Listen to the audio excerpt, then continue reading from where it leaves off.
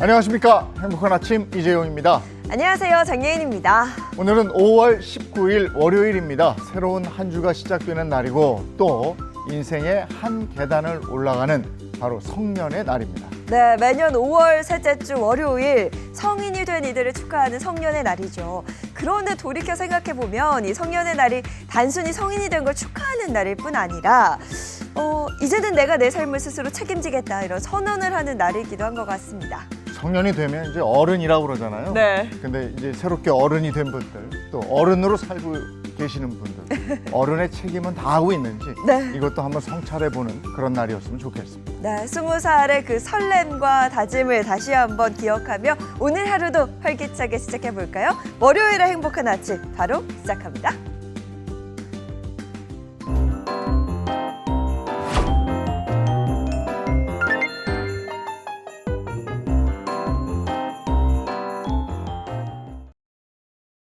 새로운 한 주가 시작되는 월요일 어떤 소식이 들어와 있을까요? 모닝픽부터 시작하겠습니다. 손석구 평론가와 함께하죠. 어서 오세요. 안녕하세요. 네, 첫 번째 모닝픽입니다. 어떤 겁니까? 네, 첫 번째 모닝픽은 신용 등급과 환율 변수입니다. 네, 미국의 주요 국가들과 관세 협상을 본격화하면서 증시가 이 상승 바람을 제대로 타고 있죠. 네, 그렇습니다. 말씀하신 대로 미국과 중국이 상호 호의적으로 관세 협상을 시작했고요. 또 영국과는 처음으로 무역 합의에도 성공을 하면서 미국 증시가 관세 리스크를 벗어나서 본격적인 상승 랠리를 펼쳤죠. 지난주에는 특히 트럼프 대통령의 중동 순방 효과까지 겹치면서 뉴욕 증시가 빅테크를 중심으로 뜨거운 강세를 보였습니다. 우리 증시도 상승세가 이어졌는데요. 특히 외국인 투자자들이 매수로 돌아서면서 코스피는 지난주에만 2% 가까이 추가 상승하면서 어느덧 2620선까지 고점을 높였습니다. 이렇게 잘 나가는 증시에 예상치 못한 변수가 터져서 주목해 보셔야 될 것 같은데요. 바로 미국의 국가신용 등급과 환율 문제가 되겠습니다. 관세 리스크가 좀 완화되나 싶었는데 국가신용 등급 그리고 환율 이게 또 문제가 되는 모양입니다. 미국의 국가신용 등급 이건 세계 최고 수준 아닙니까? 네, 그런데 미국 시간으로 지난 16일이었습니다. 그러니까 지난주 금요일 금융시장이 모두 마감한 후에 국제신용평가사 무디스가 미국의 국가신용등급을 최고 등급인 트리플 A에서 더블 A1으로 강등 조치했습니다. 무디스는 성명에서 미국 연방정부 부채가 지속적인 재정적자로 인해 급격히 증가해 왔다면서 신용등급 강등의 이유가 미국 연방정부의 막대한 부채 때문이라고 밝혔습니다. 국가신용등급의 강등은 꼬리표같이 따라다니면서 금융부터 실물경제에 이르기까지 광범위하게 영향을 미칩니다. 가장 즉각적인 반응을 보이는 것은 세계에서 가장 안전한 자산으로 꼽히는 미국 국채입니다. 신용 등급이 떨어졌기 때문에 미 국채 금리가 치솟을 수 있습니다. 우리 개인도 신용 평가 점수가 낮으면 은행에서 대출을 해줄 때 금리를 높게 책정하지 않습니까? 네. 마찬가지로 이 국가가 발행하는 국채도 마찬가지입니다. 미국 국채가 이렇게 반영하게 될 때 국가 신용 등급이 떨어지게 되면 더 높은 금리를 붙여서 발행을 하게 되죠.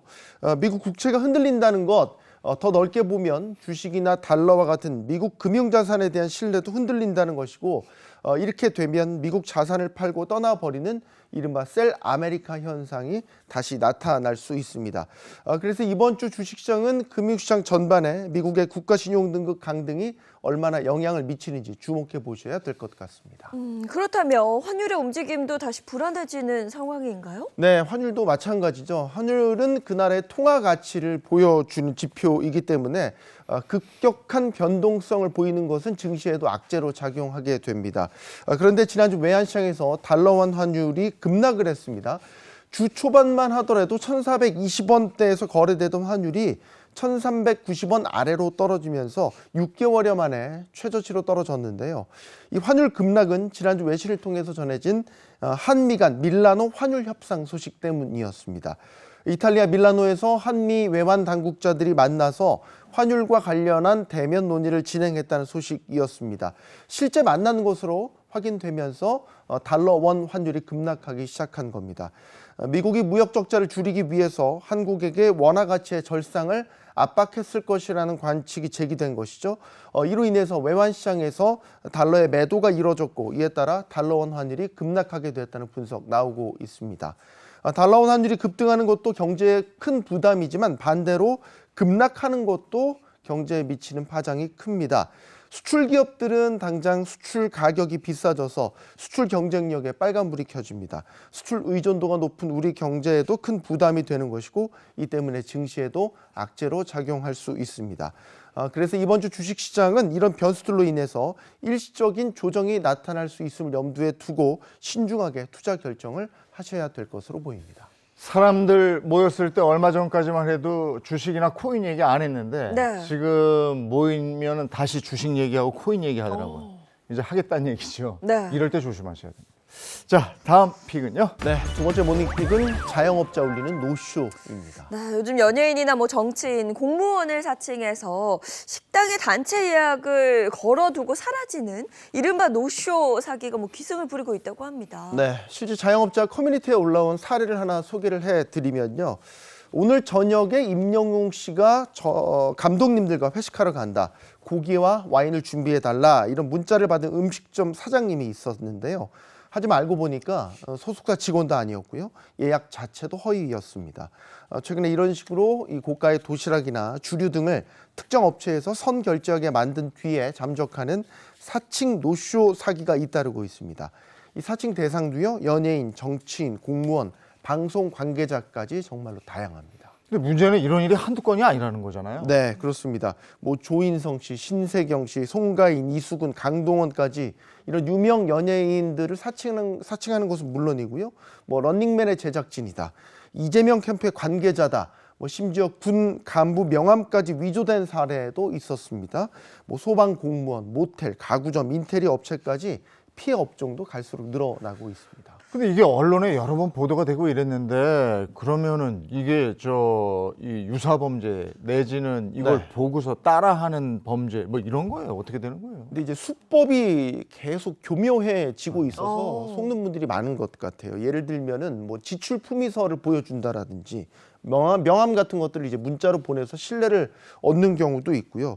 또 이 대포폰 차명 계좌로 거래를 하기 때문에 추적도 어렵게 만들고 있습니다. 이 경찰에 따르면요, 이 간부 사칭 사건만 올해 400건, 피해액은 57억 원. 매식업주 4명 중 3명이 최근 1년 내에 노쇼 피해를 겪었다고 할 정도로 광범위합니다. 자영업자 입장에서는 이런 대형 예약을 포기하기 어려운 유혹인데 예약금을 요구하자니 손님 눈치 보이고 안 받자니 불안한 이런 진퇴양난의 상황에 빠지게 되는 거죠. 그런데 이런 사칭 사기 같은 경우는 자영업자뿐 아니라 사칭을 당한 그 연예인의 입장에서도 큰 피해거든요. 네, 맞습니다. 전문가들은 그래서 이런 사례들을 두고 모방 심리, 또 왜곡된 과시욕, 또 타인에 대한 폭력, 충동 등이 복합적으로 작용한 결과라고 이야기를 하고 있습니다. SNS에 익숙한 범죄자들이 유명인을 사칭해 피해를 주면서 일종의 자기 과시 심리를 충족시킨다라는 겁니다. 이 때문에 임영웅, 송가인, 하정우, 성시경, 이수근 같은 소속사들이 외부 예약이나 금전 요구는 절대 없다며 강경 대응 방침을 밝혔고요. 경찰도 대량 예약은 반드시 신분을 확인하고 이 선입금이나 물품 구매 요청은 즉시 의심하라고 당부하고 있습니다.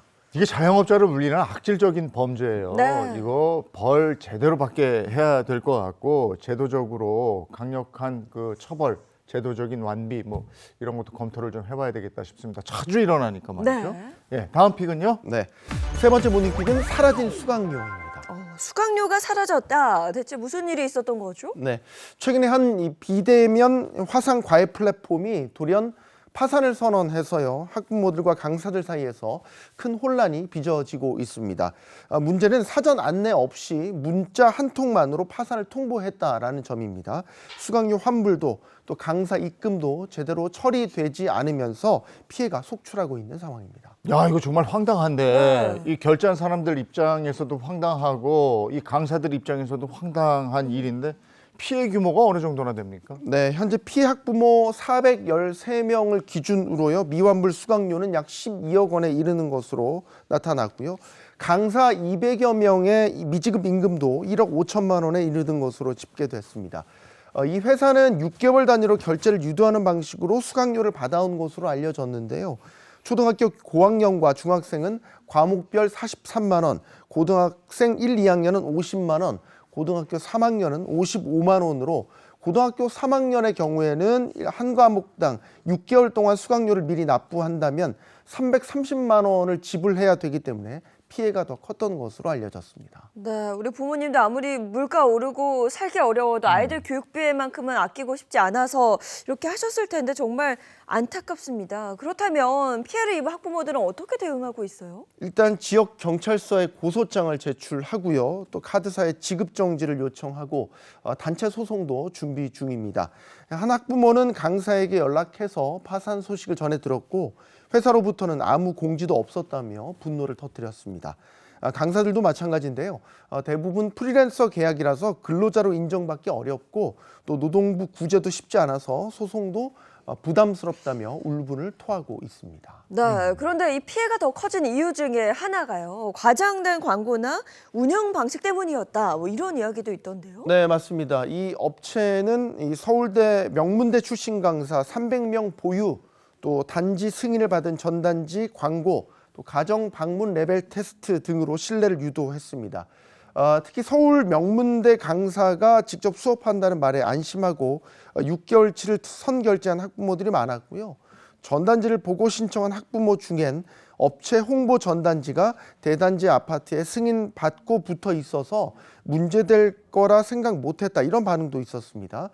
회사 대표는 경영난의 책임은 본인에게 있다, 이렇게 밝혔지만 피해자들에 대한 실질적인 구제 방안은 아직까지 불투명한 상황입니다. 이게 이런 일이 또 있을 수 있겠다 이런 생각이 드는데요. 왜 헬스클럽 같은 데서도 연회비 같은 거 받아놓고 그냥 문 닫아버리는 경우 네. 있었잖아요. 이런 학원들이 지금 제법 있는 걸로 알고 있는데 또 이런 일이 일어날 수도 있으니까 이거 점검 한번 해봐야 되겠다 싶네요. 네. 예. 자, 오늘 마지막 모닝픽은요? 네, 마지막 모닝픽은 난청 때문에 낙상입니다. 난청은 단순히 잘 듣지 못하는 문제다 이렇게 생각을 했는데 낙상, 이 넘어지는 사고하고도 연관이 있다는 거예요? 네, 맞습니다.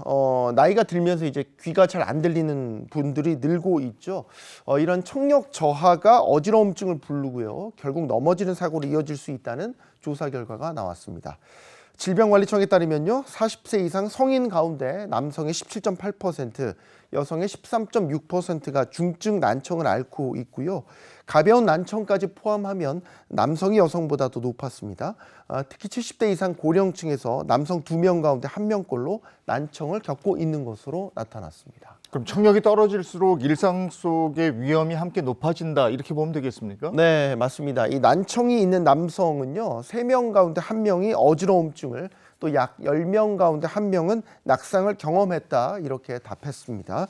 여성의 경우도 난청이 없는 사람보다 어지러움증은 약 9%포인트, 낙상은 2배 이상 많았습니다. 귀가 안 들리는 것 자체가 몸의 균형 감각과도 연결돼 있다는 거죠. 그럼 미리 예방할 수 있는 그런 방법은 없을까요? 질병관리청은 난청 위험이 있는 고령자나 또 소음 환경에 오래 노출된 분들에게는 낙상 예방 교육이 꼭 필요하다고 강조하고 있습니다. 이명이나 귀울림 같은 초기 증상도 방심하지 말고 검진을 받아야 한다는 점도 덧붙였습니다. 내가 요즘에 귀가 좀 안 들리는 것 같아. 이런 분들은 그냥 귀만이 아니네요. 네네. 우리 전체 이상이 생길 수 있으니까 확실하게 좀 관리를 하셔야 되겠습니다. 오늘 모닝픽 여기까지 하죠. 손석구 평론가와 함께했습니다. 고맙습니다. 고맙습니다. 네, 오늘 외출하실 때는 우산 하나 꼭 챙기셔야겠습니다. 날씨 알아보죠. 문단영 기상캐스터 나와주세요. 네, 오늘 하늘빛이 흐립니다. 오후부터 중부지방에는 비가 시작되는데요. 한 주간 전국 곳곳에 비 소식이 잦아서 우산을 구비해 두시는 게 좋겠습니다. 오늘 내릴 비의 양 보시면요. 수도권과 강원 내륙에 5에서 20mm, 충북 북부에 5에서 10mm, 그 밖에는 5mm 정도가 내리는데요. 중북부는 양이 적지 않습니다. 이 비는 내일 새벽까지 이어지다가 그칩니다. 비가 내리는 중부를 제외하고 남부는 대체로 맑은데요. 파란 하늘에 구름만 간간히 끼겠고요. 다만 한낮 동안에 자외선은 매우 높음 정도로 강하겠습니다. 오늘부터 한낮 기온이 크게 오르는 지역이 많은데요. 다만 비가 내리는 서울은 21도에 그치겠고요. 그 밖에는 강릉이 27도, 전주 26도, 대구 27도로 초여름 수준의 더위가 다시 시작되겠습니다. 한 주간 비 소식이 잦습니다. 오늘 비는 내일 새벽이면 그치겠고요. 내일 밤부터는 제주에 비가 시작돼 모레 남해안과 중부 곳곳에 비를 뿌리겠습니다. 잦은 비 소식에 빨래나 약속에 참고하시길 바랍니다. 오늘부터 내일 새벽까지는 서해안과 동해안에 강한 바람과 함께 바다 안개가 짙으니까요. 안전사고 유의하시기 바랍니다. 지금까지 날씨 전해드렸습니다.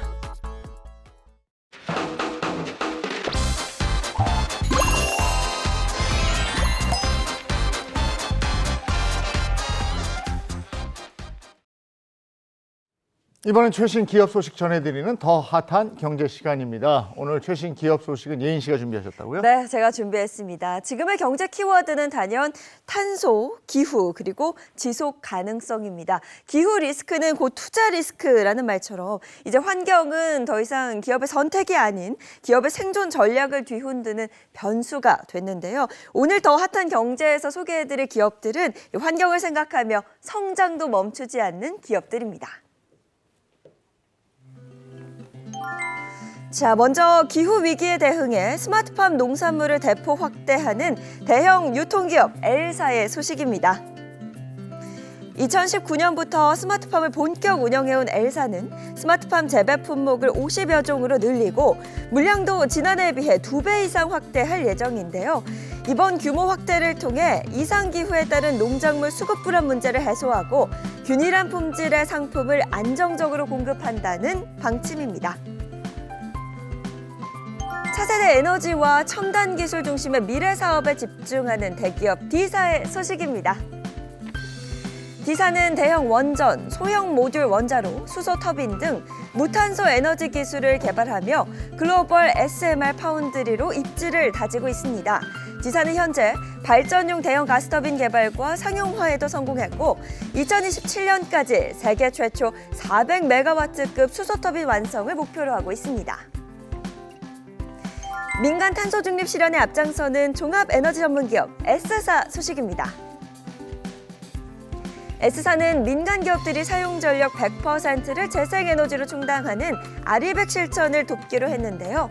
태양광 발전소를 운영하는 사업자들이 계약에 더 쉽게 참여할 수 있도록 시장 참여를 활성화하고 국내 재생에너지 자원 확보를 위해 지속적으로 노력할 방침입니다. 다음은 해상풍력 시공의 국내외 시장 진출을 본격화하는 해상 전문 기업 L사의 소식입니다. L사는 전남 신안, 전남 해상풍력 1단지 해저 케이블 시공을 성공적으로 완료했고 현재 해상풍력 지원 선박과 초대형 해저 케이블 전용 선박 건조를 추진 중입니다. 또 전남 영광, 충남 태안 해상풍력 사업의 우선 협상 대상자로 선정됐으며 대만 사업 진출도 논의 중에 있습니다. 마지막으로 탄소 저감 제품 포트폴리오를 다각화에 나선 제철 전문 기업 H사의 소식입니다. H사는 최근 철근에 대해 환경부의 저탄소 제품 인증을 획득하며 탄소 저감 제품 포트폴리오를 확대하고 있습니다. 지난해 국내 최초로 H형광의 인증을 받은 데 이어 두 번째 성과입니다. H사는 앞으로도 차별화된 탄소 저감 기술로 관련 시장 공략에 박차를 가할 계획입니다. 네, 더 핫한 경제 소식을 예인 아나운서가 전해주셨는데 물 한잔 하시죠. 네. 네, 다음에 우리 주변에서 일어나는 사건 사고를 법의 관점으로 풀어보겠습니다. 그 법이 알고 싶다.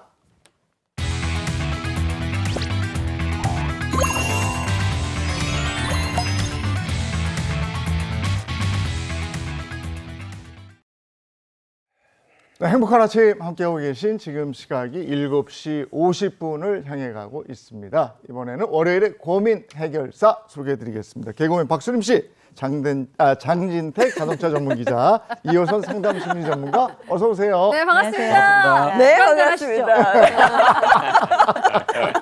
네, 자 그리고 월요일에 법률 해결사죠. 강성신 변호사 그리고 임주혜 변호사 함께합니다. 어서 오세요. 어서 오세요. 안녕하세요. 뭐 장 어떻게- 비인책 기자에서 제가 너무 빵 터졌어요. 뭐 다 같이 불 한잔 하고 시작할까? 자, 물 한잔 하고 시작합시다. 예, 예. 자, 이 교수님 오늘 소식은요? 네, 첫 번째 사연은 우리가 자승자박이란 말 들어보셨죠?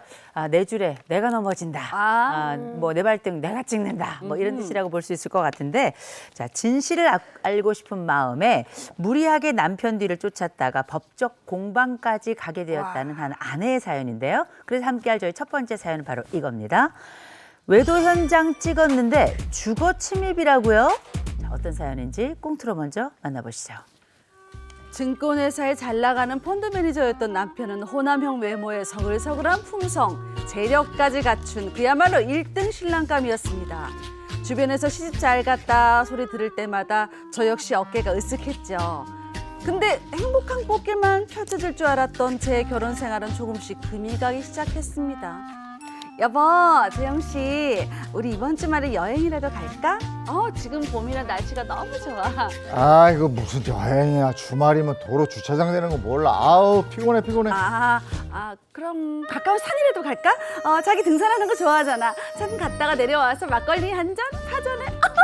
어때? 아유, 등산 무슨 등산이야. 그거 어차피 내려올 거 뭐하러 올라가냐. 다리만 아프고 힘들고. 아유, 야 그냥 집에 있어. 그리고 주말에 나 다시 회사 나가봐야 돼. 요즘 회사 실적 올리라고 아주 난리야 난리. 아니 자기 지난주에도 평일이며 뭐 주말 내내 야근했잖아.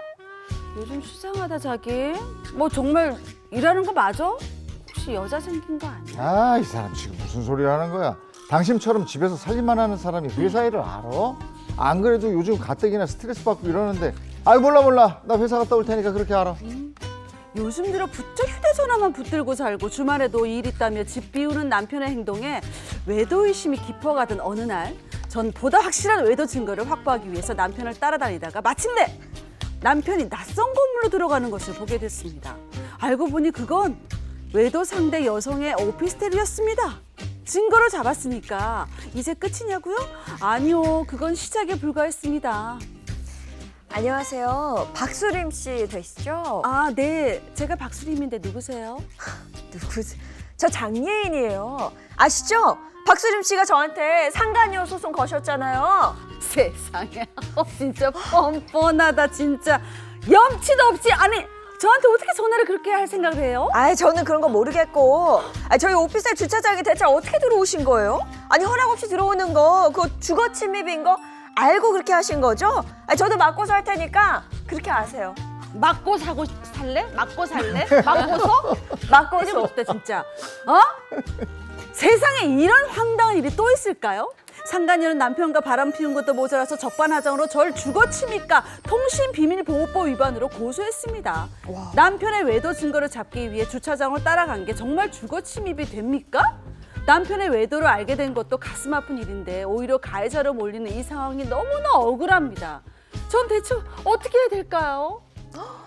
야, 남편이 외도 현장을 잡으려다가 상간녀한테 오히려 고소를 당했어요. 자세히 좀 알아보죠. 네, 자세한 얘기 이렇게 진행이 됩니다. 이 남편 펀드 매니저였는데요. 이 남편이 늘 집에 오면 그냥 소파에 묻히기 일색이었는데 어느 날 갑자기 3종 세트를 시작하게 됩니다. 갑자기 휴대폰에 몰입하게 되고요. 거기에 외모를 가꾸기 시작합니다. 어디 그뿐입니까? 주말에 약속이 있다고 뻔질나게 나가게 되는 거예요. 그러면서 수상하다 이렇게 느꼈던 아내가 요리조리 살펴보니 결국은 이 휴대폰에서 직장 동료 여성에게 계속 전화를 주고받는 이 장면을 보게 됩니다.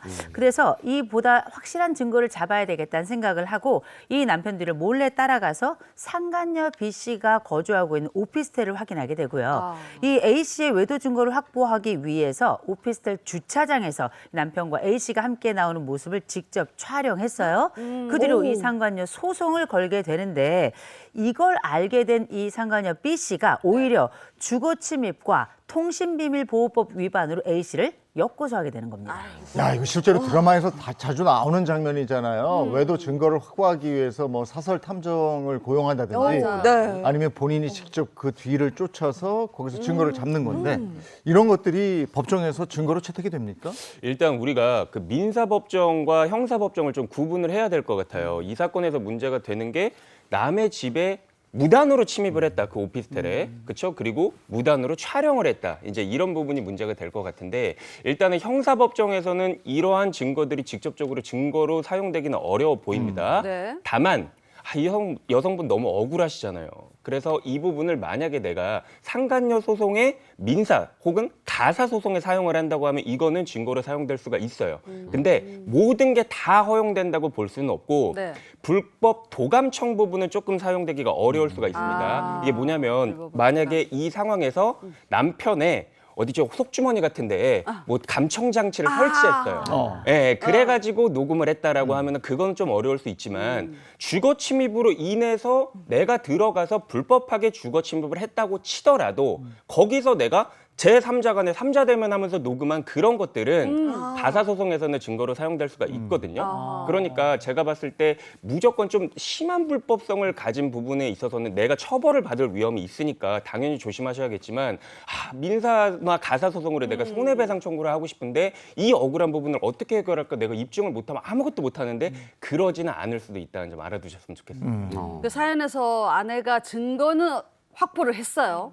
근데 상간녀가 주거 침입죄를 오히려 역고소를 했다는 그 점이거든요. 근데 이럴 경우 실제로 주거 침입죄가 성립되는지 그게 궁금해요. 맞습니다. 변호사들이 항상 증거 중요합니다. 네. 증거가 있어야 돼요 얘기를 하지만 그렇다고 해서 불법적인 방식으로 증거를 만들어 오라는 의미는 아닙니다. 이 주거 침입 같은 경우에 이제 크게 두 가지 부분이 문제될 수 있는데 네. 주거가 맞느냐, 우리가 주거를 침입한 것이냐 이것도 문제가 될 수 있고요. 이 주거를 침입해도 되는 그런 사회통념상 허용이 되는 정당한 사유가 발생했는지 여부에 따라서 주거 침입죄의 성립 여부가 달라질 수 있습니다. 그러니까 주거 침입이 일정 부분 일정이 됐다고 해도 적어도 이 부분이 좀 정당했다라고 판단이 된다면 처벌까지는 이어지지 않을 수 있는데 그 정당했다라고 판단을 받으려면 사실 요건이 굉장히 엄격합니다.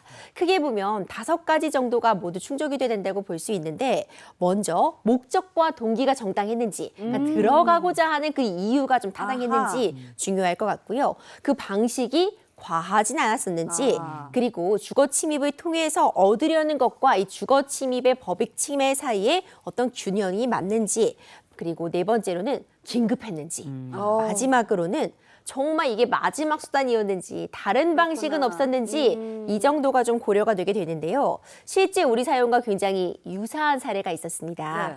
아내의 외도를 의심했던 50대 남성이 지하 주차장에서 다른 입주민이 들어가는 걸 따라서 공동 현관을 몰래 따라 들어가요. 네네. 충분히 가능하잖아요. 우리가 네. 비밀번호 누르거나 아니면 호출해서 맞아요. 들어가야 되는데 맞아요. 누가 들어갈 때 몰래 따라 들어가서 상대방 집의 현관까지 출입을 했던 사례가 있는데 주거 침입 인정되었을까요? 안 되었을까요? 현관 앞까지만 간 거잖아요. 집 안으로 들어간 게 아니니까 그건 주거 침입이 되지 않을 것 같은데. 아니죠. 이게 어쨌든 그 상대방 동의 없이 이 문이 그 다른 분이 열고 들어갔을 때 이렇게 쑥 들어간 거잖아요. 네네. 예, 요거는 주거 침입이죠. 오, 아니, 정답. 이번 사안 같은 경우에는 주거 침입으로 인정이 됐습니다. 그러니까 벌금 30만 원이 선고가 되었어요. 근데 이렇게 설명을 드리면 또 이제 사례자나 의뢰인들 가운데 저 벌금 30만 원 내고 말겠습니다. 이렇게 얘기하시는 경우도 있는데 네. 그렇다고 해도 위법은 위법입니다. 이것도 일정 부분, 그러니까 전과 남는다라고 표현할 수 있는 네네. 불법적인 부분은 맞거든요. 좀 설명을 드려보자면 비밀번호가 설정이 되어 있는 공간을 다른 주거민이 들어갔을 때 입주민 따라서 몰래 들어간 건 이건 문제가 있다 이렇게 판단을 받은 거죠. 이 법조계에서도 결국 주거 침입은 그 거주하고 있는 사람 이 주거의 평온을 해치는가 이 부분을 기준으로 판단을 하는데 그러니까 입주민만 들어갈 수 있는 공간을 몰래 따라 들어갔고 들어간 이유도 사실상 상대방의 어떤 불법적인 부분을 확인하기 위한 점이라는 위해서. 점에서 네. 주거의 평온을 해쳤다 이렇게 판단을 한 겁니다. 네. 우리 사례로 좀 돌아가 보자면 뭐 오피스텔의 복도라던가 거주자가 아니면은 들어갈 수 없는 그런 공간에 들어갔다면 네. 주거 침입으로 인정될 가능성이 있어 보입니다. 네. 다만 좀 자유롭게 통행이 상대적으로 가능한 공간이라고 볼 수 있는 지하 주차장 이런 부분까지는 불특정 다수가 통행할 수 있는 공간이기 때문에 이때는 주거 침입이 성립이 되지 않을 가능성이 높아 보여서 어디까지 들어갔는지 그렇지. 어떤 의도로 들어갔는지 들어가서 어떤 행동을 벌였는지에 따라 주거 침입 성립 여부는 달라질 수 있습니다.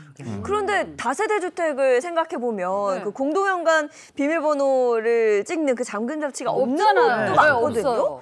그건 사실 지나가는 누구나 들어올 수 있다는 건데 어. 이건 주거 침입이 아닌 게 아닐까? 저는 그런 생각이 드는데. 아닌 게 아닐까. 어렵습니다. 그러니까 이게 똑같아요. 지하 주차장도 아무나 갈 수 있고, 그리고 뭐 공동 현관 비밀번호 없으면 아무나 갈 들어갈 수 수 있고, 있잖아요. 그럼 주거 침입죄에 해당되지 않는 거 아니냐? 아닌 게 아닐까 이렇게 생각할 수 있잖아요. 그러니까 좀 어려운 부분이에요. 그래서 실제로 사건이 하나 있었는데 네. 2021년 이 40대 남성 A 씨가 전 여자친구가 살고 있는 다세대 주택에 3차례에 걸쳐서 무단으로 침입을 한 거예요. 그래서 이게 주거 침입죄가 성립이 되느냐 안 되느냐 이런 부분으로 재판에 넘겨졌는데 네. 그냥 들어간 것도 아닙니다. 그냥 들어간 게 아니라 들어가서 뭐 게임이 시작됐다라는 문구가 적힌 이제 마스크를 전 여자친구의 집 앞에 걸어놓고 그리고 피해자 사진도 놓고 사실 이거 엄청 소름 끼치고 이거 무슨 빡세네. 일이죠, 이거는. 빡세. 위험했다. 실제로 문을 따고 들어가거나 막 침입을 하거나 그런 정도는 아니었는데 사실상 이러한 상황은 굉장히 공포스러운 상황이었다는 거죠. 그럼요. 그러면 이게 주거 침입에는 해당이 되느냐 안 되느냐 이런 문제가 이제 법정에서 발생을 했는데 1심과 2심과 3심의 판단이 엇갈렸어요. 일단은 1심의 판단은 이랬습니다.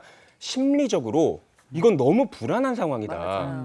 이러한 심리적 침입도 주거의 안정을 깨는 거기 때문에 이거는 주거 침입에 해당이 된다라고 본 거예요. 주거의 평온을 침해했다라고 본 겁니다. 그래서 1심에서는 유죄 판결이 나왔어요. 벌금형이 선고가 됐어요. 네. 그렇지만 2심에서는 무죄가 선고됐습니다. 네? 왜? 아까 말씀하셨던 것처럼 이 집의 구조상 어떤 뭐 경비원이 있다라거나 아니면은 공동현관에 비밀번호가 있다라거나 그런 잠금 장치가 없이 누구나 사실상 그렇죠. 왔다 갔다 할 수 있는 공간이기 때문에 이거는 주거 침입은 아니다. 그리고 실제로 들어갔다라거나 그 마스크를 걸고 나온 그 행위 자체가 그때 당시에 이 여성은 몰랐다는 거예요. 집 안에 있거나 집 밖에 있었으면 모르잖아요. 그렇죠. 그러면 이 여성의 주거의 안정을 침해한 건 아니다라고 해서 무죄로 이렇게 본 거예요.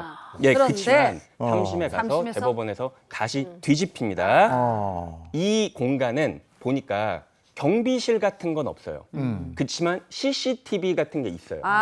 CCTV가 있고 외부 차량 주차 금지 이러한 문구가 있단 말이에요. 그러면 이거는 일반적인 외부인들이 봤을 때 이 공간에 함부로 들락날락거리면 안 된다라는 인식이 있다고 보아야 되잖아요. 그렇죠. 그다음에 이 사진 부착이나 협박 문자 같은 거를 또 보냈거든요. 네.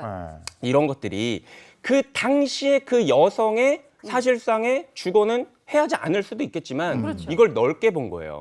넓게 봐서 실질적으로 집 밖에 나오자마자 그런 게 걸려 있어요. 그러면은 이 사람의 침입 행위 당시에는 어떤 평온이 해야지 않다고 보더라도 나오자마자 나왔을 때 보면 집에서 영원히 안 불안하지. 나오니까 나오자마자 볼 수 있잖아요. 무섭지. 그러면 그거는 사실상의 주거의 평온을 해한 거다라고 봐서 주거 침입을 인정한 사례가 있었습니다. 조심하셔야겠어요. 예. 재판부에서 이제 주거 침입으로 볼 것이냐, 이건 볼 수 없느냐 여기에 따라서 이제 판결이 나뉘어졌고 네. 우리가 직접적으로 생각할 때는 집 안에 이렇게 들어가야 주거 침입이라고 내 집 생각을 안. 했는데 오. 그 근처에서 위협적인 행동을 했다. 그렇죠. 이것도 주거 침입으로 될 수가 있으니까 이거 주의를 하셔야 되겠네요. 그 외에 또 주의해야 될 점이 뭐가 있습니까? 그러니까 증거를 확보하는 것은 정말 중요한데 불법적으로 증거를 확보하는 것은 피하셔야 돼요. 그러니까 주거 침입으로 인정될 여지가 있다거나 아니면 이거 불법 촬영이다 이런 오해의 소지를 좀 차단하시는 게 중요한데 앞서 설명드렸던 것처럼 불법이고 뭐고 상관없어요. 나 벌금 내고 말래요 하시는 경우들이 있지만 지금 배우자의 외도로 이미 상처받은 마음만으로도 충분한데 그래요. 내가 불법적인 일을 벌여서 형사처벌까지 받을 필요가 없거든요. 없죠. 그러니까 철저하게 준비하시는 것이 중요합니다. 먼저 중요한 건 우리 사례처럼 그러니까 불법 침입, 주거 침입이 될 수 있을 환경에 노출되지 않으셔야 돼요. 그러니까 무리하게 상대방의 집에 들어가려고 시도한다거나 다른 사람 들어갈 때 몰래 따라 들어가려는 행동, 이런 부분은 좀 주의할 필요가 있다고 보여집니다. 두 번째로 녹음이나 촬영도 좀 주의하셔야 됩니다. 그러니까 통신비밀보호법에 따라서 내가 대화 당사자로 속하지 않은 부분을 함부로 녹음할 경우에는 이것이 문제가 될 수 있거든요.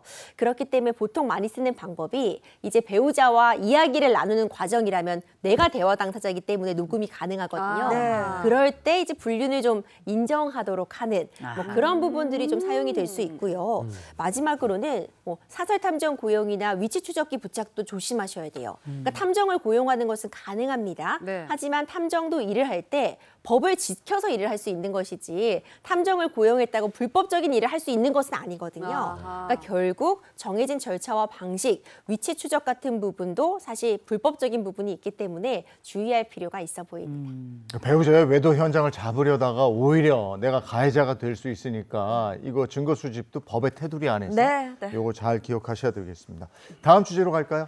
네, 두 번째 사연. 여러분 이 노래 기억하실 겁니다. 네. 세상은 요지경, 요지경 속이라 이런 노래가 있는데 중간생략. 이게 여기 1993년에 신신혜 네. 씨가 발표했던 세상은 요지경이라는 네, 노래 네. 한 부분인데요.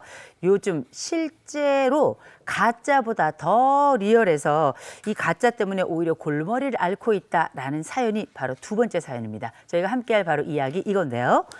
선 넘은 가짜 뉴스 처벌 못하나요? 자, 어떤 사연인지 꽁트로 먼저 만나보시죠.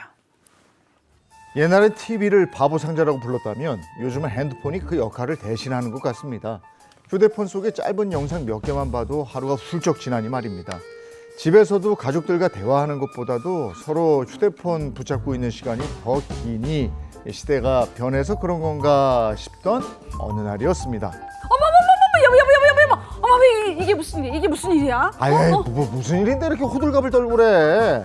지금 장진택 배우 알지? 배 뻘렁 나온 배우 있잖아. 장진택 배우. 글쎄 새벽에 심장마비로 사망했대. 어? 아 이거 정말이야? 그 뭐 뉴스에서 그거 나왔어? 아니 봐, 너튜브 속보요. 봐, 10분 전에 떴어. 봐. 아이 여보 기사를 찾아봐야지 너튜브만 그렇게 찾아보면 어떡해 봐. 아 이거 봐 사망하긴 뭘 사망해. 지금 다른 언론사들 기사 한 줄 안 뜨는구만. 아, 배가 너무 불러서 사망한 것처럼 보여. 아, 누워있어 자는 거였구나. 아, 뭐 이게 다 거짓말이야 그럼? 아, 왜 이런 거짓말을 해? 아 왜긴 왜야 그저 가짜 뉴스 퍼뜨려서 조회수 올리려고 그러는 거지. 당신처럼 그렇게 믿는 사람들 자꾸 나오고 그러니까 그러는 거 아니야. 이런 거 믿을 시간에 진짜 뉴스를 좀 보라고. 아니 믿을 게 없어서 너튜브 가짜 뉴스를 믿다니요. 단순히 연예인 가십 뉴스만 제가 이렇게 답답하진 않습니다. 문제는요, 이 가짜 뉴스가 제게 직접적인 피해를 끼치면서 벌어졌습니다. 아니 뭐야? 이게 갑자기 왜 주식이 이렇게 떨어지지? 여보 뭐해? 왜? 아니 나 주식 보고 있는데 갑자기 이렇게 떨어졌어 지금. 여보, 자기 지금 이 회사 주식 산 거야? 지금 너튜브에서 이 회사 공중분해 위기라고 날리는 거 몰라? 어쩌다 이걸 샀어? 아 뭐라고? 아니 이게 무슨 말이야? 멀쩡히 잘 있는 회사가 왜 공중분해돼? 공중분해가 되게. 봐봐, 여기 너튜브 뉴스에 그렇게 나왔잖아. 손해 많이 봤어? 어떻게 손해 많이 봤냐고? 정말 이 사이버 레카들 진짜 해도 너무한 거 아니야? 알고 보니 제가 주식 투자를 하는 회사에 한 너튜버가 악질적인 가짜 뉴스를 퍼뜨렸고 그로 인해서 손실까지 보게 된 겁니다. 더 큰 문제는 가짜 뉴스를 마치 진짜처럼 맹신하는 사람들이 점점 늘고 있다는 겁니다. 최근에는 딥페이크나 AI까지 이용한 가짜 뉴스가 판치는 판국에 정말 뭘 믿어야 할지 도통 알 수가 없는데요. 이런 가짜 뉴스를 좀 처벌할 순 없을까요? 네. 이거 정말 문제야, 이거 심각하죠. 문제야. 아 이게 네. 근데 진짜 어제 오늘 일이 아니고 점점 더 심해지는데 일단 좀 한번 자세히 알아보죠. 네, 요즘 가짜 뉴스가 그냥 뭐 구석구석 조금 잘못된 것만 들어가 있는 것이 아니라 누군가의 생사를 쥐락펴락할 정도로 심지어는 살아있는 사람도 죽은 걸로 이렇게 그래, 보도를 하면서 맞아요. 혼란을 주고 있는데 최근에 이순재 씨, 김연아 씨, 백일섭 씨, 선우용료 씨 이렇게 멀쩡히 살아있는 사람들에게 사망설을 퍼뜨려서 마치 진짜 부고 기사인 것처럼 자택에서 가족들과 마지막을 함께했다. 뭐 이런 식으로 허위 정보가 마치 사실인 것처럼 이렇게 담겨 있는데 이미 이 문제가 단순히 연예인으로만 끝나는 게 아니고요. 이를테면 작년 11월에 너튜브의 L그룹 공중분해 위기 이런 기사와 영상이 퍼지면서 계열사 주가가 10% 넘게 급락하게 됩니다. 이것 때문에 무려 6천억 원의 손해가 발생하게 되는데 결국 이 기업에서는 경찰에 수사 요청까지 요청한 상태. 이런 상황이니 굉장히 심각한 거죠. 지금 말씀하신 것처럼 이제 연예인 피해에 국한된 게 아니고요. 기업이나 일단 개인들까지도 이런 피해를 보게 된단 말이죠. 실제로 피해는 어느 정도입니까? 이 가짜 뉴스로 인한 피해가 말 그대로 폭발적으로 증가하고 있습니다. 그러니까 이것이 누군가에게는 인격적인 말살을 가져올 수도 있고요. 금전적으로도 정말 큰 손해를 끼칠 수 있는 행위입니다. 구체적인 수치로도 확인이 되는데요. 유튜브 콘텐츠에 대한 시정 요구 건수, 이 방송통신위원회에 따르면요. 2019년에는 고작 438건 정도에 불과했는데 몇 년 사이 5천 건 이상으로 급증을 했어요. 현재는 사실 이보다 훨씬 더 많을 것으로 추정이 되고 있습니다.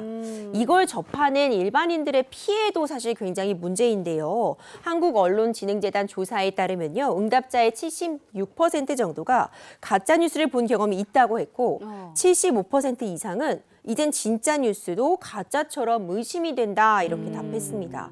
그러니까 진짜와 가짜가 구분이 어려워졌다 이렇게 평가할 수 있을 것 같아요. 그럼 왜 이렇게 가짜 뉴스가 끊이지 않을까? 그 원인을 알아보는 게 굉장히 중요할 것 같은데 결국 돈, 이 수익 구조 때문이라고 평가가 되고 있습니다. 한 유튜브의 이 수익 분석 채널에 따르면은 자극적인 그리고 막 추측성인 이런 컨텐츠를 올리는 경우에 월 수익이 2,700만 원에서 4,800만 원에 달한다 이렇게 추정을 하고 있어요. 그러니까 구독자 수보다도 사실 이 너튜브 수익 구조에서 많이 본 거, 그러니까 시청 조회수가 굉장히 중요한 역할을 하기 때문에 좋아요가 많이 눌린다거나 많이 보면 그만큼 돈을 많이 벌어갈 수 있으니까 이 사실 진위 여부와는 관련 없이 자극적인, 그러니까 손이 가게 하는 그런 콘텐츠가 계속 양상되고 있는 것입니다. 네, 그렇다면 이렇게 사람의 생사를 조작하거나 기업에 막대한 손해를 입힌 가짜 뉴스 이거 처벌할 수는 없는 거예요?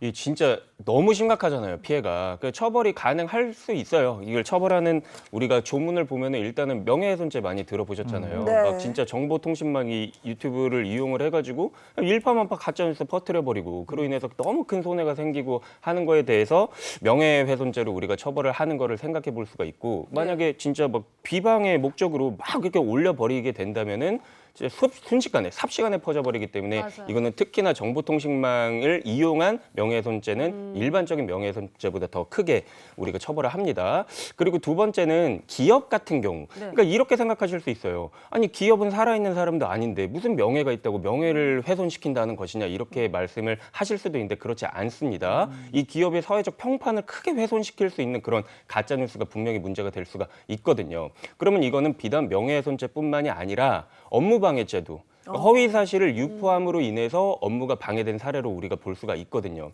실제로 이런 사례가 있었어요. 제 의뢰인이 이제 가짜 뉴스의 피해자셨거든요. 이제 피해자셨는데 사실 이 가짜 뉴스가 진짜 무서운 게 뭐냐면 가짜 뉴스로 인해서 이 기업의 피해가 엄청 막심했어요.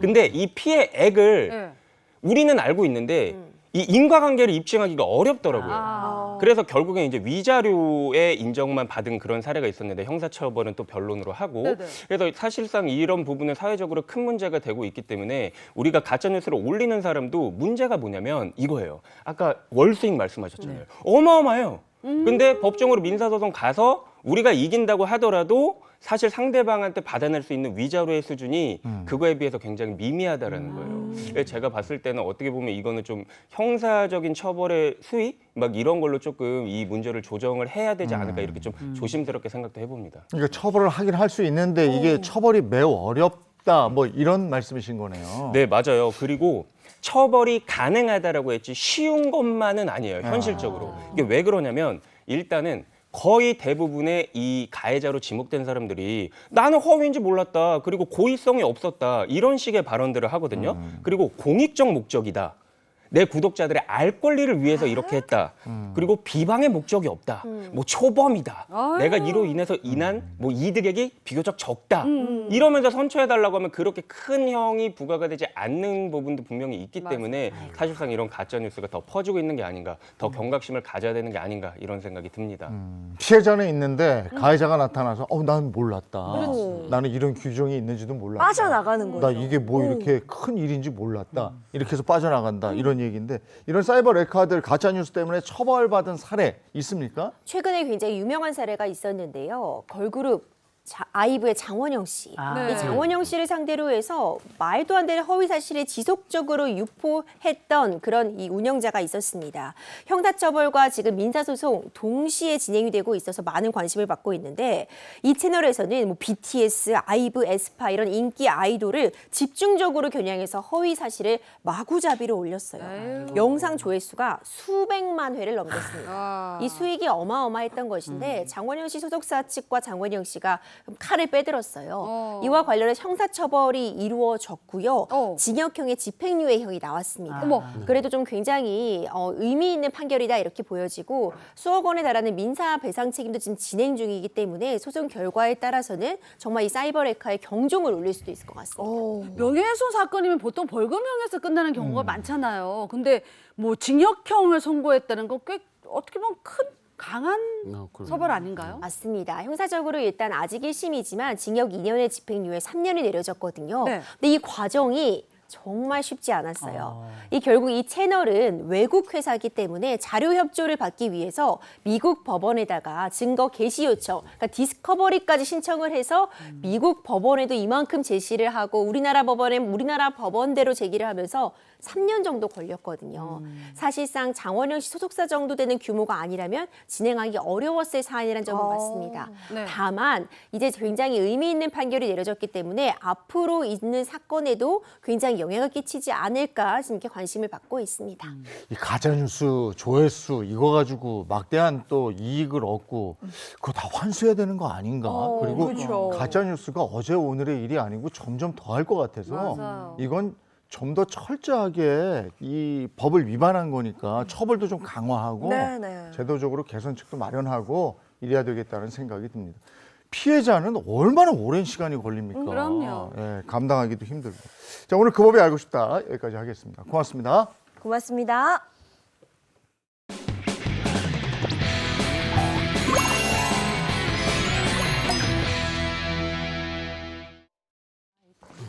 자, 이번엔 라떼는 말이야 시간이죠. 이번 주제입니다. 응답하라. 그때 그 시절 아르바이트입니다.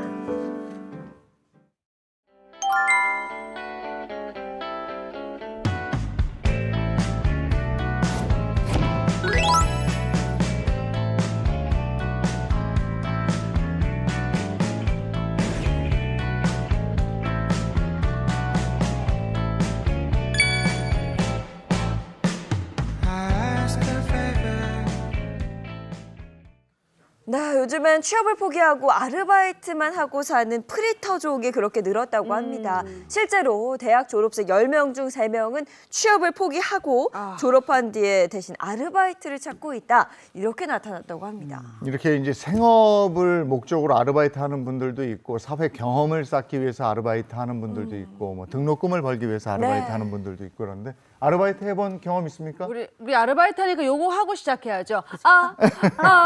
아르바이트. 오늘은 어떤 일일까? 짠! 저는 대학 그 시험 끝나고 나서 겨울방학 때 뭘 했냐면 처음으로 한 게 그 대형 예전에 슈퍼마켓이었어요. 대형 슈퍼마켓. 그 앞에서 그 대기업 제품, 새로 신제품 나오면 판촉하는 거 있잖아요. 예전에 그때는 그 제3제당에서 제가 그 주방 세제가 나왔었어요. 근데 그거를 이제 판매하는 거 했었는데 제3제당에서 새로운 신제품 나왔습니다. 주방 세제인데요. 신제품 출시 기념으로 수세미 하나 드리고 있습니다. 어머니 여기 어머니 샘플 하나 챙겨드릴게요. 판매 잘했어. 그렇겠네요. 보너스 막 받고 막. 또 저는 뭐 남자 뭐 저 나이 때 남자들은 다들 신문 배달, 뭐 공사장 이런 거 기본적으로 다 하거든요. 뭐 이런 것도 해봤고 뭐 선배님들 뭐 가서 일 도와주고 뭐 이런 것들도 뭐 이렇게 해봤는데 가장 오래 한 거는 저희 미대에 나왔잖아요. 미술학원 강사 뭐 이제 거의 괜찮았겠다. 대학 생활을 그것도 그렇게 했죠. 괜찮다. 저는 그냥 공부를 잘해서 과외했습니다. 그거 아주 꿀 알바네. 대단하신 거 아니에요? 저는 학력고사 끝나고 다음 날부터 저는 과외를 시작해가지고요. 예, 근데 그 뒤로도 뭐 맥주집에서 맥주 알바도 하고 뭐 한식집에서 설거지도 하고 이거저거 많이 했습니다. 네. 저는 좀 일찍 했었는데요. 중학교 3학년 마칠 때, 고등학교 갈 때 연합고사라는 걸 봤어요. 저. 맞죠. 그 연합고사 끝나고 그 중학교 동네에서 끝나고. 신문 배달했었는데 네, 장진택 기자도 신문 배달했다고 그러는데 그때 그 재밌게 했었고 끝나고 나서 제과점 가서 빵 사 먹으니까 다 없어지는. 야. 그거 많이 했어요. 그럼요. 근데 옛날에 보통 이제 신문 배달하거나 그러면 이제 가정경제에 보탬이 되고자 하는데 그걸 다 빵을 사 드셨구나. 근데 이게 저희 오빠도 그때 신문 배달해서 제가 그걸 잘 아는데 새벽 4시에 일어나야 돼요. 그래서 신문 보급소에 딱 가면 딱 앉아가지고 신문이 있고 옆에 광고 전단지가 있어요. 맞아요. 그걸 사이에 착착착착착 껴요. 끼워. 그거 안 하잖아요. 혼난다. 그러네. 거기다가 옛날에 배달할 때는 생각해 보면 뭐 내비가 있습니까? 뭐가 있습니까? 집 주소도 헷갈리죠. 맞아요. 대문은 또 잠겨 있죠. 개는 짖죠. 거기다가 뭐 아파트는 동호수나 있고 지금은 뭐 무슨 길 이렇게 주소라도 있지만 그때 골목은 그냥 동호수 뭐 이런 거 아무것도 없습니다.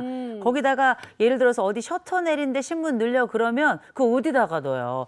그리고 나서는 나중에 뭐 정 안 되면 앞에 놓거나 그 없어지면 또 난리 나는 그렇지, 거죠. 맞아요. 그렇죠. 아유. 근데 그날 이게 날씨라도 좋으면은 다행인데 그래, 비 날씨가 오면은 문제야. 난리죠. 비 오면은 일단 비닐에 다 끼워야지. 아유 비닐에 다 끼워야 돼요. 맞아. 그걸 이제 그 전단지 넣는 그 작업할 때 이제 비닐 끼우고 막 이런 것도 이것도 그거고 또 자전거 타면서 이렇게 한 손으로 자전거 타면서 이렇게 해가지고 딱 던져야지. 그렇지. 던지는데 이게 미끄러지면은 네. 이러면은 진짜 이게 얻는 것보다 잃는 게 훨씬 많은. 맞아요. 예, 체력도 문제고 멘탈도 문제고. 그렇지. 예, 그리고 운도 좋아야 되고. 아유, 비 오면 아주 그냥 진짜 겁이 났었어요. 그래서 당시 그 신문 배달 10계명이 있었어요. 첫 번째가 배달 빼먹지 마라. 두 번째가 늦게 배달하지 마라. 세 번째가 아프지 마라. 휴가 내지 마라. 캠프도 가지 마라. 젖고 찢어진 신문 배달하지 마라. 일곱 번째가 자전거 고장 내지 마라. 여덟 번째가 길을 잃어버리지 마라. 아홉 번째가 피곤해하지 마라. 열 번째가 변명하지 마라. 너무 힘든데요, 지금? 피곤해하지도 아니, 말아야 저는 그때 돼요. 신문 돌릴 때 그 5층 아파트가 많았어요. 네. 근데 5층에 맨 위에 하나가 있어. 네. 그거 힘들어요. 그거 한 장 들고 5층 올라가서 그걸 넣어야 되는데 어느 날은 정말 힘들어서 안 넣고 오면 전화하시거든요. 신문 안 왔다고. 그래, 맞아. 그럼 또 많이 혼나요. 하고. 그리고 이게 배달하는 배달하고 받는 돈보다 네. 확장이라고 그랬어 그때. 확장? 그래서 어디서 이제 신규로 신문을 받아보겠다. 아. 이러면 그 확장 수당이 좀 수당이 있었어요. 그래서 그게 좀 더 컸기 때문에 네. 그거 했었고 저는 그때는 조간은 엄두가 안 나서 석간 신문이 그때 좀 있었거든요. 석간 돌리고 그랬죠. 근데 1번부터 10번까지 제대로 하면 골병 나죠. 아니 뭐 피곤해하지도 말라고 하니까 진짜 그럴 것 같아요. 근데 사실 요즘은 아르바이트 자리 구하려면 뭐 앱이나 혹은 뭐 여러 가지가 있어요. SNS만 봐도 막 올라와 있는 것들이 있는데 그때 그 시절에는 이걸 어떻게 구했을까? 좀 그게 궁금하더라고요. 그 시절의 알바는 일단은 지인 찬스예요. 그러니까 동네 선배가 뭐 소개해 준다거나 아니면 뭐 친척 중에 누군가가 백화점에서 일한다 그러면 조카를 데리고 가. 아유 우리 조카인데 얘가 힘이 세. 일 안 하는 잘해. 한번 써봐. 내 조카인데 진택이야. 써봐. 면접 이런 거 다 필요 없어. 추천제도. 나 수림 10억 쓴다. 아유 그럼 이러면서 바로 그냥 통과야. 그런 경우가 많았어요. 그렇죠. 그렇게 네. 저도 그렇게 일 많이 했었고 또 그때 또 벼룩시장이라는 생활정보지 있었잖아요. 맞아. 벼룩시장 보면은 이제 알바 구함 뭐 이런 것들 많았었잖아요. 거기서 이제 통해서 아르바이트 많이 했었죠. 네. 그리고 그 당시에 알바는 또 발품을 많이 팔았어야 됐는데요. 맞아요. 어떻게 했냐면 가게마다 그냥 들어가서 돌아다니는 거예요. 그래서 자리를 구하고 있다 이렇게 소위 말해 어필을 좀 하기도 하고 그 시대 꿀알바가 있죠. 독서실 총무 같은 경우에는 이건 아무나 안 시켜줍니다. 그렇죠. 아름아름 구하는 경우가 많았기 때문에 매일매일 찾아가는 거예요. 그렇지. 그래서 소위 말해서 아부를 좀 떨어서 저 좀 하고 싶습니다. 이렇게 그래. 어필을 하기도 했다고 해요. 네, 맞아요. 네. 진짜 그때 같은 경우는 또 정부가 구직자하고 건설 현장을 연결해주는 그런 시스템이 있었어요. 네. 그러니까 특히 겨울방학 맞은 학생들이라든지 뭐 농한기 농촌 인력이라든지 네. 폐강으로 일자리 잃은 광부들까지도 모두 동원 대상이었어요.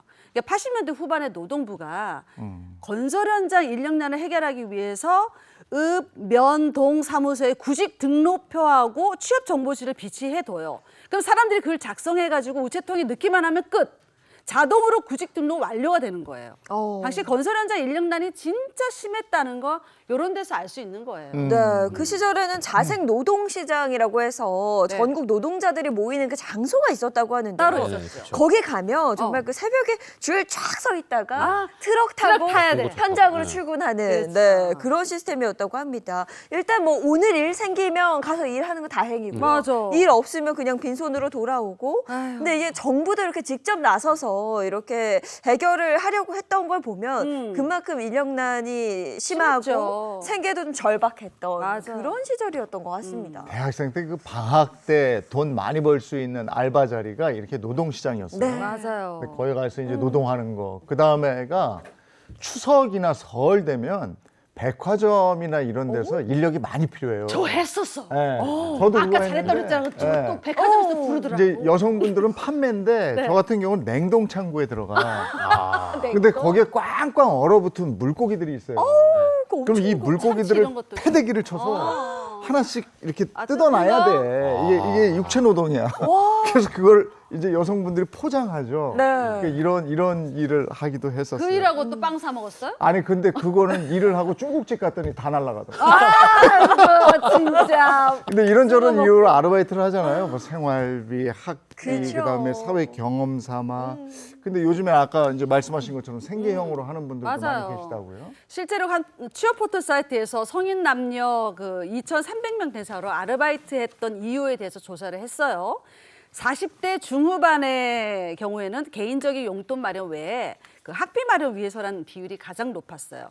특히 집안 생활비를 보태기 위해서 아르바이트를 했다는 그런 응답도 20대에 비해서 5배 이상 많았다고 합니다. 그러니까 우리 세대 알바는 어떻게 보면 그냥 생계였어요. 네. 먹고 살기 위해서 했던 것 같아요. 맞아요. 저도 네. 그때 뭐 등록금도 등록금이지만 네. 진짜 이렇게 약간 어린 나이에 이렇게 돈 맛을 보니까 그때 뭐 체력도 좋고 그러니까 그렇죠. 이 들어오는 거를 다 하게 되더라고요. 네, 진짜 막 진짜 학교 잘 안 가더라도 아르바이트 뭐 먼저 하고 막 그렇지. 뭐 그랬었던 시절이 있었죠. 네. 그래도 가뭄의 단비처럼 정말 힘든 알바 시장에서도 꿀알바라 불리는 아르바이트 자리들이 있었습니다. 그래서 제가 준비했습니다. 응답하라 1988 세대가 꼽은 그 시절 꿀알바 탑5 1위가 레스토랑 호프집 서빙 알바입니다. 이게 1980년대 후반과 90년대 들어서 폭발적으로 레스토랑이 늘어나기 시작했는데 당시 유니폼 예쁘게 차려입죠. 네. 그 시급이 세요. 근데 일이 비교적 쉽잖아요. 그것도 폼나죠. 이러니까 사람들이 굉장히 많이들 선호했었어요. 네. 자, 응답하라 1988 세대가 꼽은 그 시절 꿀알바 2위는 단기간 고수입 낼 수 있는 공사판 막일 알바입니다. 아, 이것들 그 건장한 그 막노동 대학생들 많이 했죠. 많이 했어요. 막노동 알바는 이게 현찰을 딱 주는데 네. 그거 만지는 기쁨이 있죠. 두툼했었어요. 맞아. 아니 뭐 그땐 다 현찰이니까. 그리고 또 뭐 그런 거 많잖아요. 이렇게 막 한강다리 뭐 저거 다 내가 올렸어. 그렇지, 뭐, 그렇지. 야, 저 아파트 한 10채는 내 거야. 내가 와, 했어. 그거. 이런 거 많죠. 자, 응답하라 1988 세대가 꼽은 그 시절 꿀알바 3위는 몰래바이트, 그러니까 고액 알바 아르바이트입니다. 경제 성장이 본격화한 70년대부터 대학생 아르바이트가 활성화되기 시작했는데 당시 그 대학생들의 아르바이트로는 가정교사 형태의 대학생 입주 가외가 많았어요. 그렇죠. 일단은 전 안 됩니다. 예, 사범대학이나 뭐 소위 공부 잘해야 하는 그런 인기학 학생들은 부잣집, 뭐 중고교 학생들의 전용 가정교사로 입주를 합니다. 그리고 공부를 가르치면서 쏠쏠한 그 가회비를 받았죠. 네. 일단 이 좋은 게 그 주인집 아들 딸의 성적이 오르잖아. 그럼 보너스로 옷 한 벌 쫙. 뭐막 그 호텔 식사비 쫙 이런 거 해주는 거. 그 부수입이 좋았어요. 네. 이때 영화나 드라마 보면 가난하지만 머리 좋은 뭐 남자 그 명문대생하고 제자인 부잣집 딸의 러브 스토리 단골 소재로 많이 올라왔었잖아요. 네. 이 고액과외 아르바이트는요, 80년대 과외를 전면 금지하기 전까지 정말 톡톡한 인기를 누렸다고 합니다. 그쵸. 그런데 요즘에는 이 대학생 과외가 있기는 합니다만 예전만큼 이렇게 쉽게 일자리를 구하기는 어려워졌다 그래요. 이제는 어떻게 보면 공부를 가르치고 배우는 그 문화 자체가 사교육 시장이 학원 중심으로 맞아. 이뤄지면서 과외 전문 교사로 일하는 사람들이 많아졌기 때문에 이렇게 구하기가 힘들어졌다고 합니다. 자, 이어서 응답하라 1988 세대가 꼽은 그 시절 꿀알바 4위인데요. 네. 4위 이겁니다. 독서실 총무 알바였다고 이게 하고요. 있구나, 이게. 마지막은 최신 영화를 가장 먼저 보는 비디오방 알바가 차지했습니다. 예. 비디오방. 요즘에는 이 독서실이라는 것도 무슨 스터디 카페? 스터디 카페. 많이 이런 바뀌었죠. 거. 예, 네. 거기 관리하는 사람은 있으니까 있겠는데 비디오방 알바는 이거 완전히 이제 없어진 거 아니겠어요? 그렇겠죠. 추억의 가치를 알바죠, 감췄죠. 이거는. 맞아요. 예, 이게 없어졌으니까 비디오방. 네. 그렇죠. 네. 그리고 또 하나 그 시절 추억의 알바 중에 오락실 도우미 알바라는 게 있었다고 그래요. 전 이거 처음 듣거든요. 그 오락실이 대중화하기 시작한 게 90년대. 그때 등장한 이색 알바가 바로 오락실 그 도우미 알바인데 그 새로 나온 게임을 조작법을 그 손님들한테 알려줘. 요거 그래서 거기는 요거 있잖아요. 요 왼손으로 이렇게 하고 오른손으로 이렇게 요건 점프고요. 요 앞으로 나가는 거고요. 뭐 이러면서 알려줘. 팁도 알려주는 그런 역할을 하는 거예요. 그 사전에 수십 개의 게임을 익혀야 했기 때문에 게임 매니아들 사이에서 인기 있는 알바였어요. 그리고 엘리베이터 그걸 아시죠? 손님 몇 층 가십니까? 12층이요. 눌러드리겠습니다. 도착했습니다. 내리십시오. 막 이런 것 갖다 안내해주는 엘리베이터 걸. 지금 없어졌죠. 그렇죠. 네. 그리고 이제 전설적인 알바, 이렇게 술자리에서 자주 나오는 이 전설적인 알바가 있는데 네. 시체 닦기 알바. 네. 이게 진짜로 이 알바가 있는지는 모르겠어요. 근데 여기저기서 많이 얘기를 하거든요. 맞아, 맞아요. 네, 진짜로 감식장만 할 수 있는 고수익 알바인데 이게 이제 막 그 마취제 같은 거 그렇지, 냄새를 그렇지. 맡으면서 이걸 하다 보니까 알코올 같은 걸로 닦고. 거기서 잠이 드는 거야. 네, 시체와 함께 잠이 들어서 밖에 나가질 못하고. 네, 뭐 이런 무일담. 이게 진짜인지 모르겠어. 레전드 괴담이야 그거. 예. 그 시체 닦기 아르바이트가 시간에 비해 엄청난 보수가 있었게요. 그러니까 도시건설 같은 그런 그 말 그대로 도시건설 같은 그런 아르바이트였는데 실제로 했다는 사람은 저는 못 봤어요 주위에서. 네. 그러니까 하지 않을까 했는데 존재는 하고 있었어요. 네. 주위는 없었어요. 이거는 그야말로 귀신 얘기처럼 그죠. 이렇게 막 구전으로 전해지는 거지 실제로 한 친구는 저도 주변에서 못 봤고요. 저희 때는 그거 있었어요. 네. 여기에는 안 나왔지만 그 다방이나 분식점에 DJ가 있어요. 이렇게 늘 DJ가 있었어. 그러니까 있었지. 다방에도 있었고 네. 분식점에도 있어서 그거 학교 방송국에 있고 이런 친구들은 그 아나운서 하던 친구들이 알바, DJ를 많이 했었어요. 목소리도 좋고 하니까. 그다음에 그때 또 그렇게 엑스트라들이 있었어. 그 대학 그 학생회 게시판에 이렇게 붙어요. 언제 어디서 무슨 뭐 엑스트라 모집. 그러면은 시간당 얼마 이래가지고 엑스트라인데 밤을 새면은 2배로 줘. 더 주죠. 그쵸. 그래서 밤 그게 넘어가. 괜찮았어요. 맞아. 그리고 예전에 무슨 드라마 게임인가 이랬던 방송사에다 하던 드라마 이렇게 보고 거기서 말을 하면 1.5배를 줘. 그러니까 토크에 참여하면. 그리고 토크에 참여 안 하면은 그냥 그 기본 돈만 주고. 예. 그 돈은 받아서 나이트클럽 가서 날렸어. 알바를 도대체 왜 하는 거예요? 아니 근데 저 돈 많이 버는 알바를 주로 하고 싶으니까. 네, 맞아. 근데 이런 거는 또 함정이 있잖아요. 맞아, 조심해야 그럴 되잖아요. 수도 있죠. 근데 대표적으로 아직도 존재하는 고수익 알바 중에 하나가 바로 임상실험 알바예요. 이게 생동성 알바라고 그래가지고 맞아요. 일주일 이상 입원하잖아. 그러면 최대 300만 원까지 장기 알바 있어요. 그러니까 300만 원까지 받는다는 거예요. 그 외에 화장품 테스트 알바도 있고요. 알레르기 패치 테스트 알바도 있고요. 이게 인기입니다. 그러니까 하루 시급이 10만 원에서 20만 원 정도래요. 야. 그러니까 많은 사람들이 지원을 하게 될 수밖에 없죠.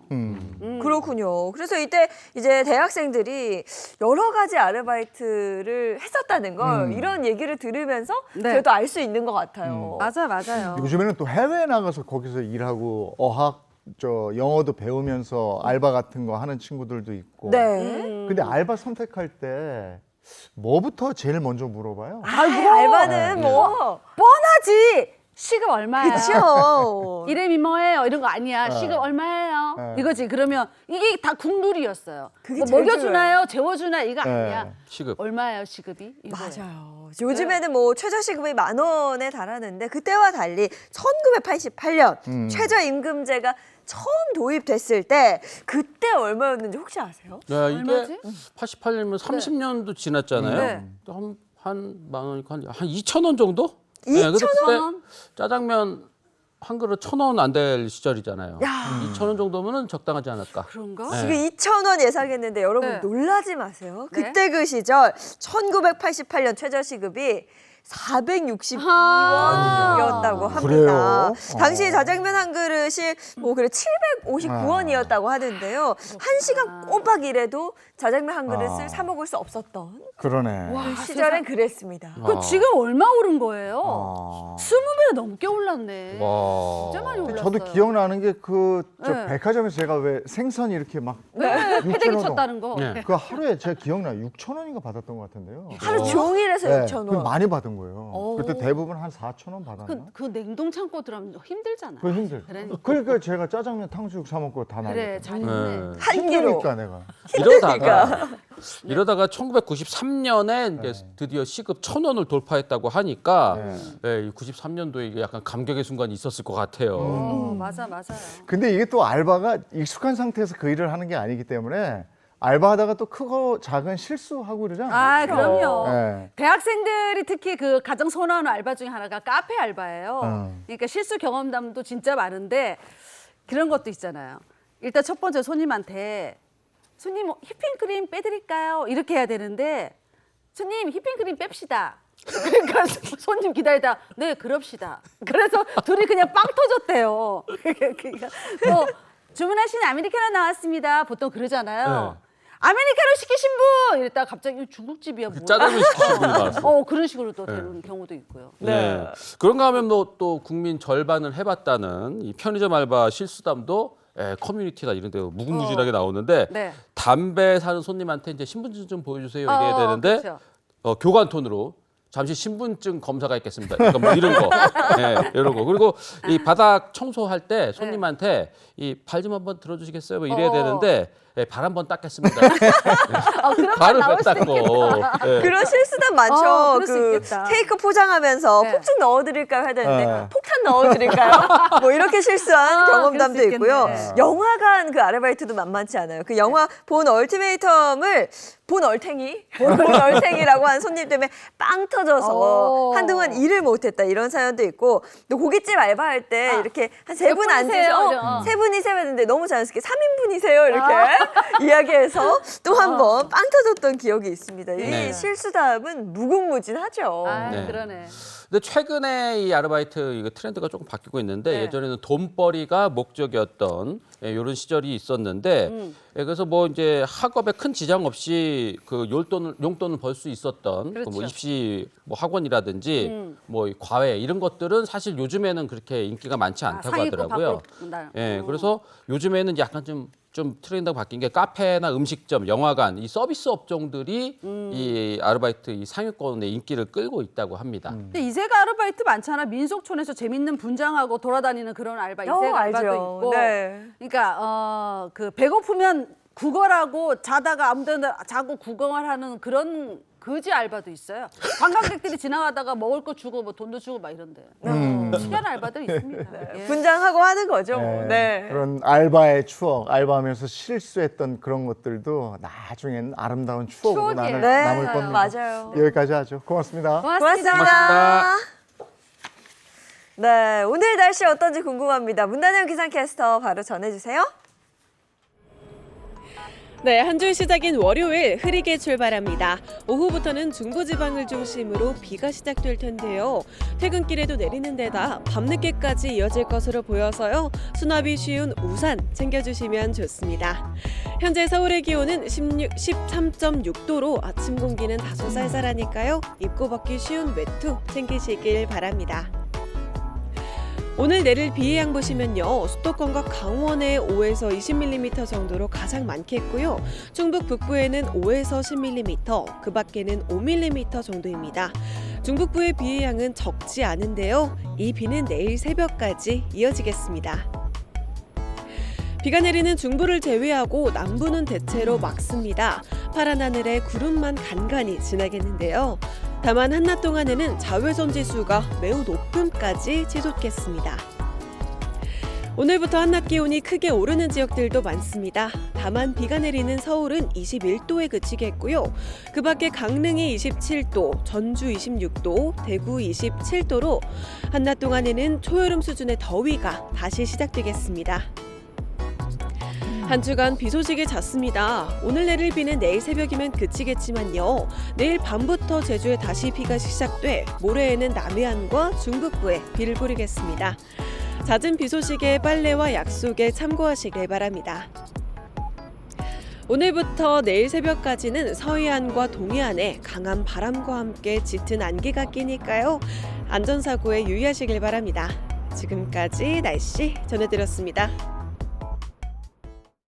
계절의 여왕 5월에 웬 비가 이렇게 많이 내리는지 모르겠습니다. 무슨 뭐 장맛비처럼 내리고 그러더라고요. 지난 주말에 아. 토요일에 비 오는 거 보셨어요? 깜짝 놀랐는데 이번 주도 비 소식 많습니다. 가방 속 우산 하나 꼭 챙겨 나가시는 게 좋겠습니다. 좋은 하루 보내시고요. 저희는 내일 아침 7시 30분에 돌아올게요. 행복한 아침, 행복한 하루 되십시오. 고맙습니다. 고맙습니다.